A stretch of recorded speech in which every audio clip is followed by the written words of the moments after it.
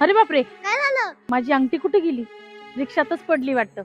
आता तो रिक्षावाला कुठं भेटणार? गेले माझे पैसे. सगळे रिक्षावाले सारखे असतात. दादा ती अंगठी कोणाची? अरे तिथं ते मॅडमची अंगठी वाटतं. दादा ऐका ना, मला थोडं काम आहे, तुम्ही दुसरी रिक्षा बघा. ताई काय हो दादा, काही विसरलात का? का काही अजून पैसे पाहिजे? ताई ही तुमची अंगठी रिक्षात राहिली होती म्हणून परत आलोय. माफ करा दादा, मला असं वाटलं तुम्ही अंगठी घेऊन पळूनच गेले. ठीक आहे दादा, माझ्याकडनं तुम्हाला बक्षीस. ताई गरिबाचा संसार कष्टाच्या पैशावर चालतो, असं कोणाच्या तरी विसरलेल्या वस्तूंवर नाही. माझ्या बापाने मला एक शिकवलं, कामाचा पैसा सुखात ठेवतो आणि हरामाचा पैसा दुःखात पाडतो. पेटली सुडी